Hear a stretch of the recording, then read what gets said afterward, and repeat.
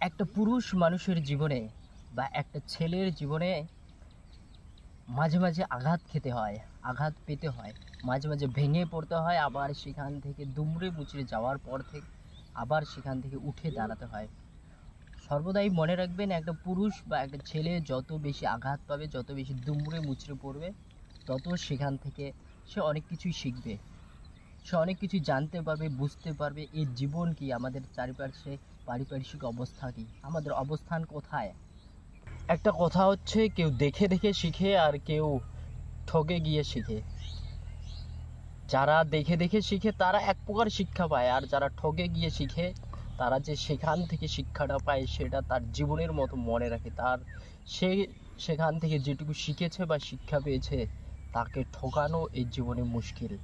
আমাদের জীবনটাই এরকম, আমরা যত বেশি মানুষ চিনতে পারবো, যত বেশি আমরা মানুষের কাছে পৌঁছাতে পারবো, তত বেশি আমাদের মানুষ বাস দেওয়ার চেষ্টা করবে, আমাদের আঘাত করবে, আমাদেরকে ভেঙে ফেলবে, আমাদেরকে দুমড়ে মুচড়ে দেবে। কিন্তু আমাদের ভেঙে পড়লে হবে না, আমাদের সেখান থেকে উঠে দাঁড়াতে হবে, ফিরে দাঁড়াতে হবে।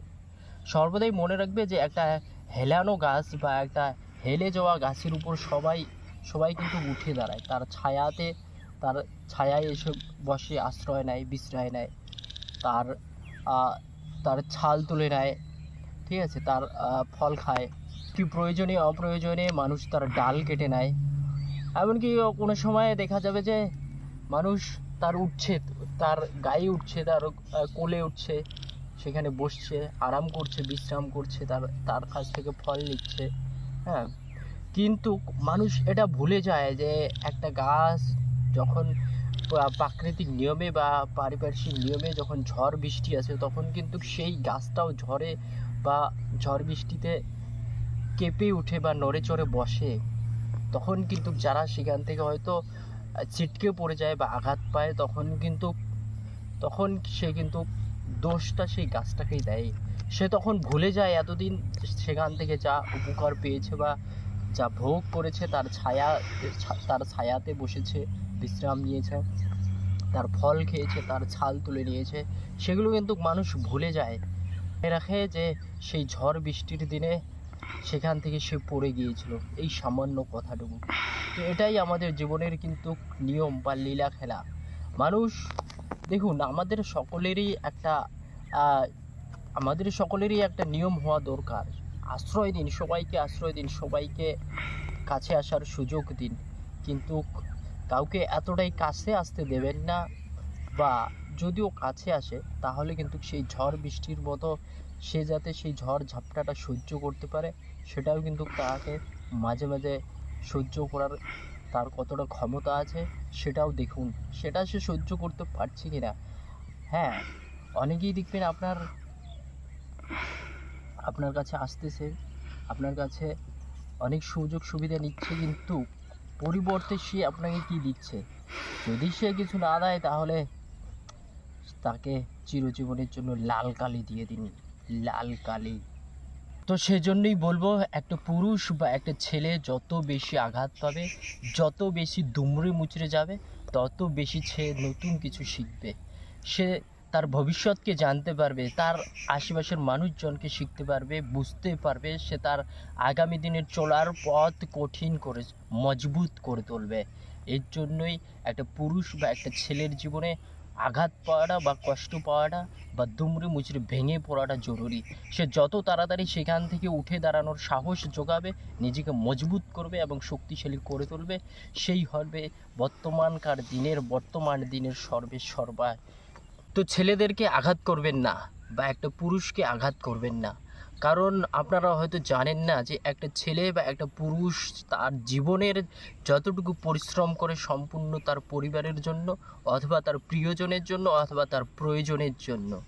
এছাড়া কিন্তু একটা ছেলের জীবনে আর কিছু নেই। তো একটা ছেলে বা একটা পুরুষকে আঘাত করার আগে ভেবে দেখবেন, তার অদূর ভবিষ্যৎ ভেবে দেখবেন। হ্যাঁ, হতেই পারে সে অতীতে অনেকই কিছুই করেছে, কি ভুলে গেছে অমুক তমুক এসব নিয়ে, ঠিক আছে। ছেলেকে আঘাত করার আগে 100 বার ভাববেন, কারণ সেও কিন্তু সেখান থেকে প্রতিক্রিয়া বা রিফ্লেকশন দিতে পারে, দুঃখ কষ্ট ব্যথা বেদনা আছে, কষ্ট পাওয়ার অনুভব আছে, তারও অনুভূতি আছে। কারণ সেও যে ঝড় ঝাপটার মতো যে উঠে পড়ে কখনো নড়ে চড়ে বসতে পারে, সেটা কিন্তু মনে রাখবেন। তো সেজন্যই একটা ছেলে বা একটা পুরুষকে আঘাত করার আগে একবার ভেবে দেখবেন। কারণ সেই ছেলেটা বা পুরুষটা যদি বা যাকে আপনি আঘাত করছেন সে যদি নড়ে চড়ে বসে, বা আপনি তাকে যে আঘাতটা দিচ্ছেন সেই আঘাতটার প্রতিক্রিয়া হিসাবে যদি সে আপনাকে ফিরে দেয়, তাহলে আপনি সেটা নিতে পারবেন কি না, বা আপনার নেওয়ার ক্ষমতা কতটা আছে। কারণ একটা ছেলে বা একটা পুরুষ তার সারা জীবনে যতটুকু ব্যথা পায়, কষ্ট পায় বা পরিশ্রম করে, সে তার সম্পূর্ণ কিন্তু নিজের জন্য কিছুই করে না, সম্পূর্ণ করে তার পরিবারের জন্য অথবা প্রিয়জনের জন্য অথবা প্রয়োজনে।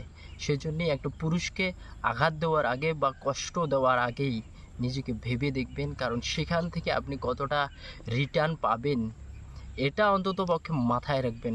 কারণ দেখা গেল যে আপনি সেখান থেকে যে রিটার্নটা পাচ্ছেন সেটা হয়তো আপনার ফলপ্রসূ নাও হতে পারে, কিন্তু এর আগের যে সেটা বা আপনি যেটা দিচ্ছেন সেটাও কিন্তু আপনি যাকে দিচ্ছেন তারও কিন্তু ফলপ্রসূ নাও হতে পারে। তো সেজন্যই সর্বদা মনে রাখবেন, কাউকে যতটাই দিবেন ঠিক ততটাই কিন্তু রিটার্ন পাবেন।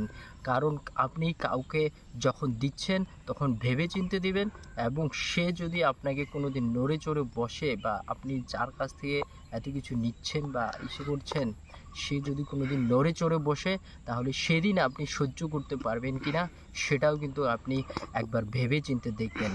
Thank you, tata, bye bye. দেখা হচ্ছে পরবর্তীতে আবার নতুন কোনো ভিডিওতে। ততক্ষণে ভালো থাকবেন, সুস্থ থাকবেন, এবং পেজটিতে নতুন হয়ে থাকলে পেজটিকে অবশ্যই ফলো করে পাশে থাকবেন। Thank you.